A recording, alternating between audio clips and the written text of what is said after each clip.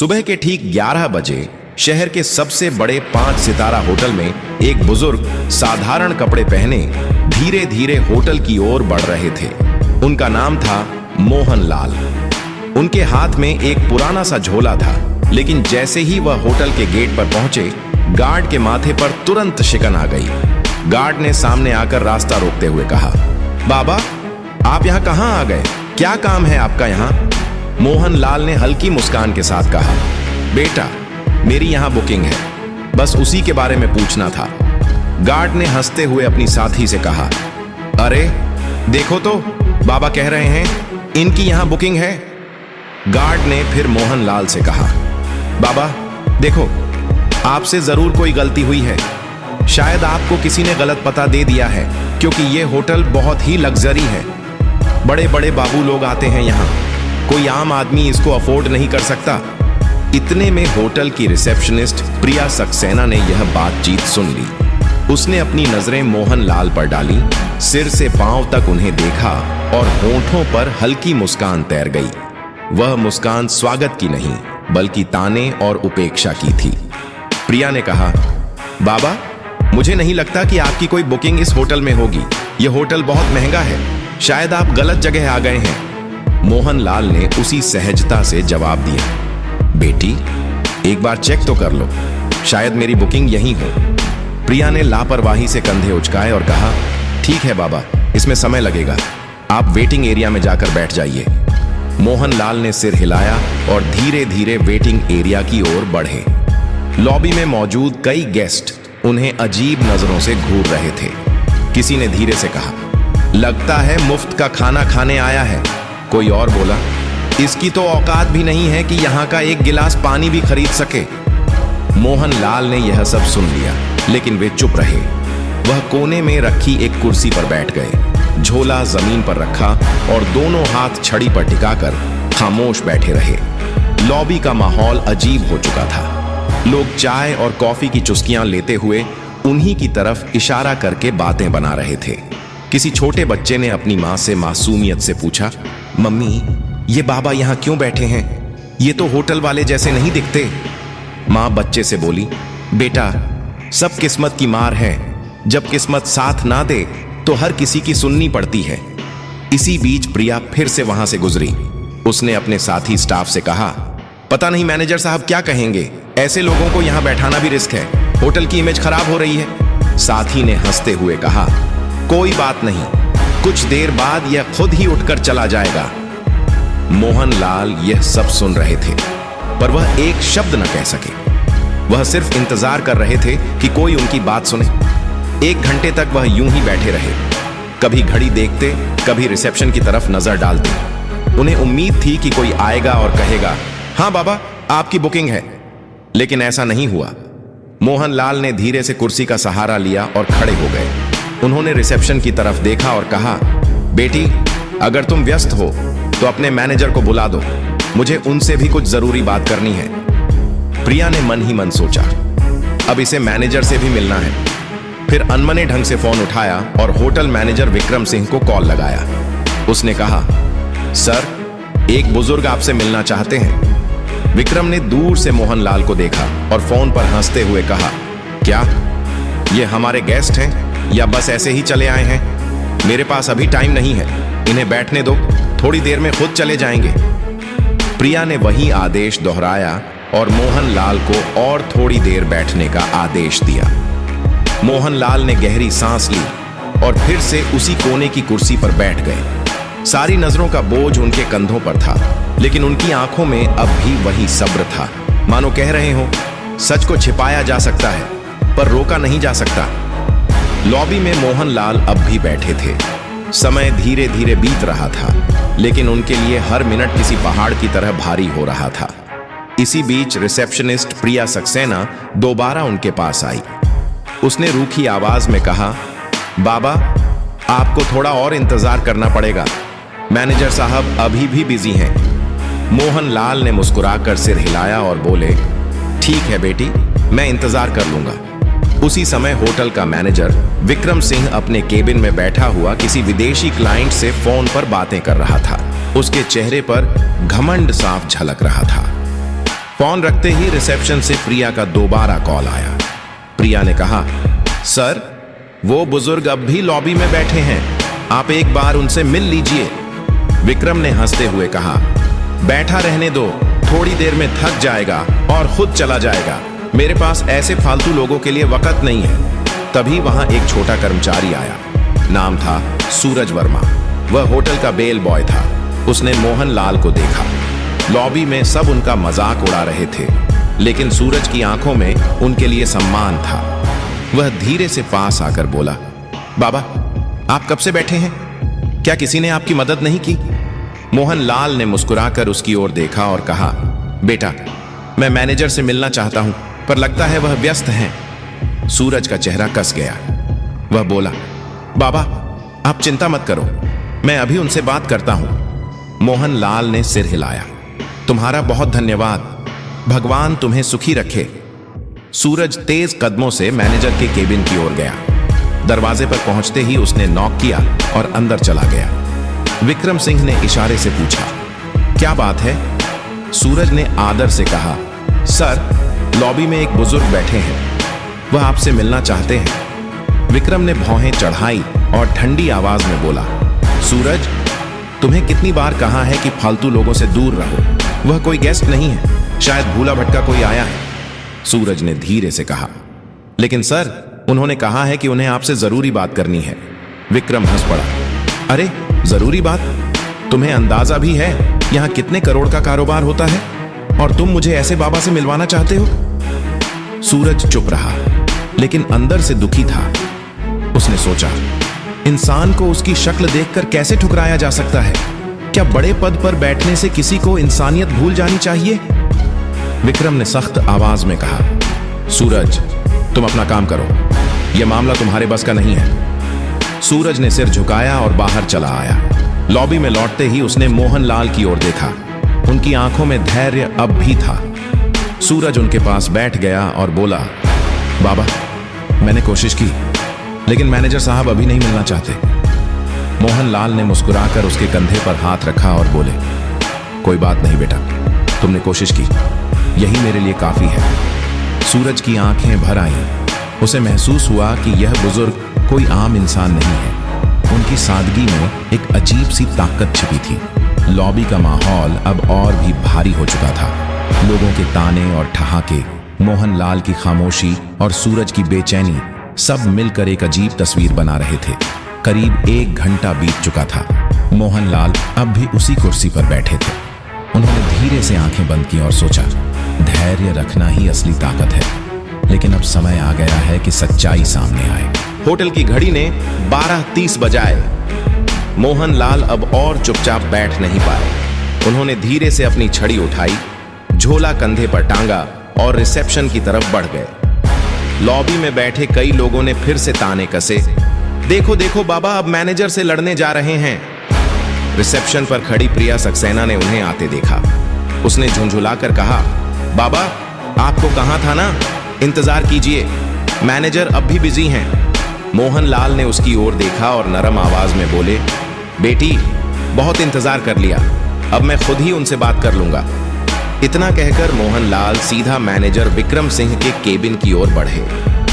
Lobby में खामोशी छा गई। सबकी नजरें उसी तरफ टिक गई। हर कोई देखना चाहता था कि आगे क्या होने वाला है।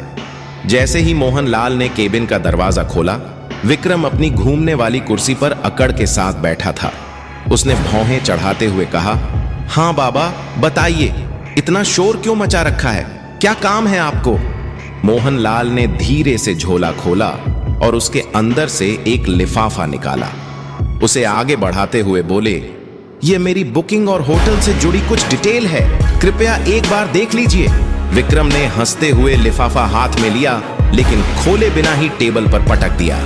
उसकी हंसी में अहंकार साफ झलक रहा था। उसने कहा, बाबा जब किसी इंसान की जेब में पैसे नहीं होते तो उसे बुकिंग जैसी बड़ी बड़ी बातें करना बिल्कुल बेकार है। मुझे आपके जैसे लोगों की शक्ल देखकर ही पता चल जाता है कि आपके पास कुछ नहीं है। यह होटल आपके बस का नहीं है, बेहतर होगा आप यहां से चले जाएं। मोहन लाल ने उसकी आंखों में देखा। उनकी आवाज अब गहरी और गंभीर हो चुकी थी। उन्होंने कहा, बेटा, बिना देखे कैसे तय कर लिया? एक बार इन कागजों को देख तो लो। सच्चाई अक्सर वैसी नहीं होती जैसी दिखती है। विक्रम कुर्सी पर पीछे झुक गया और जोर से हंसते हुए बोला, बाबा, मुझे किसी कागज को देखने की जरूरत नहीं है। मैं सालों से इस होटल को संभाल रहा हूं। लोगों की शक्ल देखकर ही पहचान लेता हूं कि किसकी क्या औकात है। आपकी शक्ल कहती है आपके पास कुछ भी नहीं है। यह सुनकर लॉबी में बैठे कुछ गेस्ट भी हंसने लगे। मोहनलाल ने गहरी सांस ली, लिफाफा टेबल पर रखा और शांत स्वर में बोले, ठीक है, जब तुम्हें यकीन नहीं है तो मैं चला जाता हूं, लेकिन याद रखना, जो तुमने आज किया है उसका नतीजा तुम्हें भुगतना पड़ेगा। इतना कहकर उन्होंने दरवाजे की ओर कदम बढ़ाए। पीछे बैठे गेस्ट फुसफुसाए, वाह, मैनेजर ने सही किया, ऐसे लोगों को यही सबक मिलना चाहिए। मोहनलाल होटल से बाहर निकल गए। उनकी धीमी चाल और झुकी हुई कमर ने पूरे स्टाफ के बीच एक अजीब सा सन्नाटा छोड़ दिया, लेकिन विक्रम अपनी कुर्सी पर बैठा मुस्कुराता रहा। उसके चेहरे पर गर्व और तिरस्कार का मिला जुला भाव था। इसी बीच बेल बॉय सूरज वर्मा उस लिफाफे की तरफ बढ़ा। उसने धीरे से उसे उठाया और चुपचाप अपने सर्वर कंप्यूटर की ओर चला गया। कंप्यूटर स्क्रीन पर उसने लॉगिन किया और फाइलें खोलना शुरू किया। लिफाफे में लिखी डिटेल्स के आधार पर उसने होटल का पुराना रिकॉर्ड खंगाला। कुछ ही देर में उसकी आंखें चौड़ी हो गई। स्क्रीन पर जो जानकारी थी उसने सूरज को हिलाकर रख दिया। रिकॉर्ड में साफ लिखा था, मोहनलाल, होटल के 65% शेयर होल्डर, संस्थापक सदस्य। सूरज की सांसें तेज हो गईं। उसने फौरन प्रिंटर से रिपोर्ट निकाली। कागज हाथ में लिए वह भागता हुआ मैनेजर के केबिन में पहुंचा। अंदर विक्रम अब भी किसी क्लाइंट से फोन पर बात कर रहा था। सूरज ने धीरे से कहा, सर, ये रिपोर्ट देखिए, ये वही बुजुर्ग हैं जो यहां आए थे। ये हमारे होटल के असली मालिक हैं। विक्रम ने फोन रखते हुए सूरज की तरफ देखा और भौहें चढ़ा ली। सूरज, तुम्हें कितनी बार कहा है, मुझे ऐसे लोगों की रिपोर्ट्स में दिलचस्पी नहीं है। ये सब फालतू बातें हैं। सूरज ने फिर कोशिश की, लेकिन सर, ये रिपोर्ट साफ बताती है कि मोहनलाल हमारे होटल के मालिक हैं। अगर हमसे कोई गलती हो गई है तो। विक्रम ने बीच में ही बात काट दी। उसने रिपोर्ट को अपनी तरफ सरका कर देखा, फिर बिना पढ़े ही उसे वापस सूरज की ओर धकेल दिया।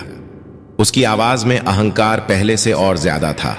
उसने कहा, मुझे यह सब बकवास नहीं चाहिए। तुम्हें मैंने कहा है ना, अपना काम करो। यह होटल मेरी मैनेजमेंट स्किल से चलता है, किसी पुराने बाबा की दान दक्षिणा से नहीं। सूरज हैरान रह गया। उसके चेहरे पर गहरी बेचैनी थी। वह रिपोर्ट हाथ में लेकर वापस निकल गया। लॉबी में आते ही उसने मोहनलाल को याद किया। उनकी आंखों की गहराई, उनका धैर्य। उसे लगा, यह मामला अब सिर्फ होटल तक सीमित नहीं है, यह इंसानियत की परीक्षा है। धीरे धीरे शाम होने लगी। गेस्ट अपने अपने कमरों में चले गए। स्टाफ अपने काम में लग गया, लेकिन सूरज के दिल में हलचल बढ़ती गई। उसे यकीन था, कल का दिन इस होटल की तस्वीर बदल देगा। अगली सुबह का नजारा बिल्कुल अलग था। होटल के हर कोने में हलचल थी। स्टाफ आपस में धीरे धीरे फुसफुसा रहे थे। किसी ने कहा, कल जो बाबा आए थे, शायद उनके बारे में कोई बड़ी बात है। दूसरे ने जवाब दिया, हाँ, सुना है वह होटल के बड़े शेयर होल्डर हैं। यह खबर धीरे धीरे पूरे होटल में फैल चुकी थी, लेकिन किसी को अब भी भरोसा नहीं हो रहा था। सबके मन में सवाल था, क्या सच में वह बुजुर्ग इस आलीशान होटल के मालिक हो सकते हैं? 10:30 बजते ही लॉबी का माहौल अचानक बदल गया। होटल के मुख्य द्वार से वही साधारण कपड़े पहने बुजुर्ग मोहनलाल अंदर आए, लेकिन इस बार वह अकेले नहीं थे। उनके साथ एक सूट बूट पहना अधिकारी था, जिसके हाथ में काले रंग का ब्रीफकेस था। सभी की नजरें एक ही पल में उसी दिशा में टिक गईं। गार्ड, रिसेप्शनिस्ट, वेटर सब सन्नाटे में खड़े रह गए। कल जिन्हें सबने अनदेखा किया था, आज वही शख्स होटल में किसी सम्राट की तरह प्रवेश कर रहे थे। मोहनलाल ने सीधे हाथ से इशारा किया, मैनेजर को बुलाओ। आवाज में अब कोई नरमी नहीं थी, बल्कि एक आदेश की कठोरता थी। थोड़ी ही देर में विक्रम सिंह बाहर आया। उसके चेहरे पर हल्की घबराहट थी, लेकिन अहंकार अब भी बाकी था। वह आधा मुस्कुराकर बोला, जी बोलिए बाबा, आज फिर आ गए। मोहनलाल ने उसकी आंखों में देखा और ठंडी आवाज में कहा, विक्रम सिंह, मैंने कल ही कहा था तुम्हें अपने कर्मों का नतीजा भुगतना पड़ेगा। आज वह दिन आ गया है। विक्रम सकपका गया। उसने हंसी में बात टालने की कोशिश की। मोहनलाल के साथ आए अधिकारी ने ब्रीफकेस खोला, उसमें से मोटी फाइल निकाली और सबके सामने टेबल पर रख दी। उसने जोर से कहा, ये डॉक्यूमेंट साफ बताते हैं इस होटल के 65% शेयर मोहनलाल के नाम पर हैं। असल मालिक वही हैं। पूरा स्टाफ स्तब्ध रह गया। प्रिया सक्सेना के हाथ कांपने लगे। लॉबी में मौजूद गेस्ट्स ने एक दूसरे को देखा और फुसफुसाए, ये तो सच में मालिक हैं। हमसे कितनी बड़ी भूल हो गई। मोहनलाल ने अपनी छड़ी जमीन पर टिका दी। उनकी आवाज अब तेज और दृढ़ थी। विक्रम सिंह, आज से तुम इस होटल के मैनेजर नहीं रहोगे। तुम्हारी जगह अब सूरज वर्मा इस पद को संभालेगा। विक्रम गुस्से से कांपते हुए बोला, आप होते कौन हैं मुझे हटाने वाले? यह होटल मैं सालों से चला रहा हूं। मोहनलाल गरजते हुए बोले, यह होटल मैंने बनाया है। इसकी नींव मेरी मेहनत से रखी गई थी। मैं चाहूं तो तुम्हें एक पल में बाहर का रास्ता दिखा सकता हूं, पर दंड स्वरूप तुम्हें फील्ड का काम दिया जा रहा है। अब वही काम करो जो तुमने दूसरों से करवाया है। मोहनलाल ने सूरज को पास बुलाया। उन्होंने उसके कंधे पर हाथ रखते हुए कहा, तुम्हारे पास धन नहीं था, लेकिन दिल में इंसानियत थी। यही असली काबिलियत है, इसलिए तुम इस पद के हकदार हो। सूरज की आंखों से आंसू बह निकले। वह भावुक होकर बोला, साहब, मैंने तो बस इंसानियत निभाई थी। मोहनलाल मुस्कुराए, यही सबसे बड़ी योग्यता है बेटा। फिर उन्होंने रिसेप्शनिस्ट प्रिया सक्सेना की ओर देखा। उनकी नजर इतनी कठोर थी कि प्रिया कांप गई। मोहनलाल बोले, प्रिया, तुम्हारी यह गलती पहली है, इसलिए तुम्हें माफ कर रहा हूं। लेकिन याद रखना, इस होटल में कभी किसी को उसके कपड़ों से मत आंकना। हर इंसान की इज्जत बराबर है। प्रिया ने हाथ जोड़ लिए और रोते हुए कहा, मुझे माफ कर दीजिए, आगे से ऐसा कभी नहीं होगा। मोहनलाल ने चारों तरफ देखा और ऊंची आवाज में कहा, सुन लो सब लोग, यह होटल सिर्फ अमीरों का नहीं है। यहां इंसानियत ही असली पहचान होगी। जो भी अमीर गरीब का फर्क करेगा वह इस जगह पर रहने लायक नहीं होगा। लॉबी में मौजूद गेस्ट्स ने जोरदार तालियां बजाई। हर कोई मोहनलाल को सम्मान की नजरों से देख रहा था। जो कल तक उन्हें तुच्छ समझ रहे थे, आज वही उनके आगे झुक गए। मोहनलाल ने अंत में कहा, असली अमीरी पैसे में नहीं, सोच में होती है। अगर सोच बड़ी हो तो इंसान खुद ही बड़ा बन जाता है। इतना कहकर वह अधिकारी के साथ होटल से बाहर निकल गए। पीछे खड़े स्टाफ और गेस्ट्स देर तक उनकी ओर देखते रहे और मन ही मन सोचते रहे, मालिक ऐसा होना चाहिए जो दूसरों को उनकी इंसानियत से पहचाने, ना कि उनके कपड़ों से।